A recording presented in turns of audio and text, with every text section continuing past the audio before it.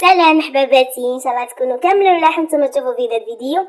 كيما راكم تشوفوا اليوم جبت لكم عقده. شوفوا توالم للشربه، الحريره، توالم حتى تقدري ديريها حتى في الوسط الطواجين عادي. صدقوني انا اليوم جربتها غير بلوبيا بيضاء، ديك الريحه الله الله، وديك البنه واش نحكي لكم. جربوا هذه العقده ورايحين تشكروني ان شاء الله، وتدعوا لي ان شاء الله بدعوه الخير، وكتبوها لي في التعليقات.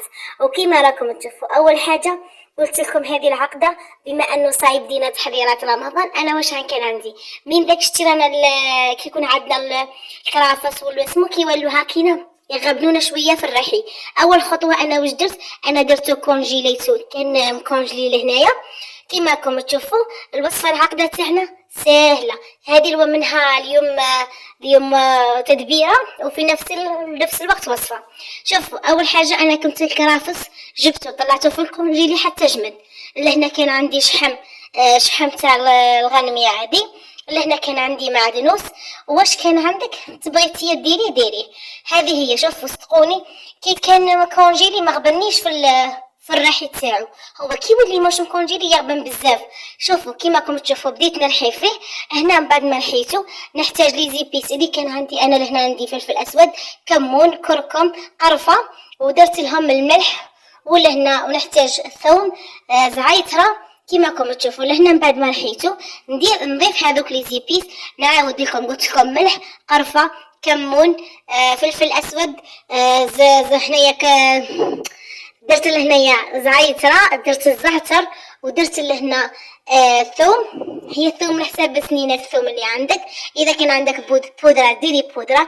لهنا درت شويه وريقات تاع نعناع يابس، وهذه طماطيش مصبره هادي ديدي ماني ناسيه والو.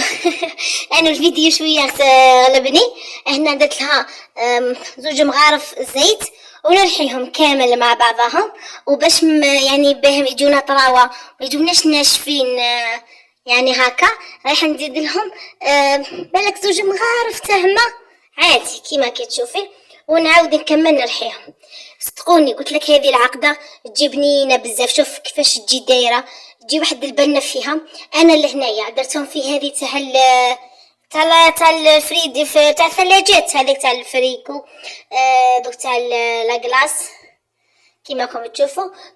انا بغيت نديرهم في السيليكون بما انه الكميه انا ماهيش بزاف. انا هادو واش كانوا عندي بغيت لكم الفكره. راني هذوك نعاود من بعد ما تكمل لي هذه دوك رمضان ان شاء الله نعاود نشري كميه كبيره ونعاود نخدم كميه كبيره. قادره نديرهم حتى في السيليكون، تقدر ديريهم في اي حاجه، تقدر ديريهم في بنارات عادي ودسيهم في الثلاجه ولا في الفريغو. كي تبغي تجبديه شويه يذوب شويه تنحي وتعاودي ترجعي تدسي. صدقوني هذه الوصفه صالحه كيما قال لك حتى لمده عام انتي تخدمي بها وما ليها والو. شوفوا لهنايا كيفاش جات دايره. من بعد لهنايا انا درت منها هذه اللي راح نخدم بها هذو اليامات. درتها لهنا في هذه البناره، ولهنا هذو اللي جمدوا لي. شوفوا نوريكم كيفاش يجوا. تولي كيما هكا تجبدي ترمي غير بالعقل وتخدمي بها. صدقوني قلت لكم وصفه وعليها الكلام. ما تنساوليش الجيم، وما تنساوليش البارطاج لحباباتكم، او ما تنساوليش التعليق للتحفيز، لانه والله الجيم نحتاجه بزاف. هذاك اللي طلع لي الفيديو باش يشوفوه ناس بزاف. هذه هي، وان شاء الله برك يكون الوصفه نالت اعجابكم.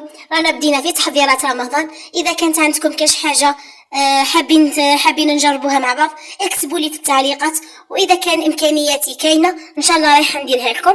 هذه هي ان شاء الله برك تكونوا فهمتوني وجربوها، ماكمش رايحين تندموا.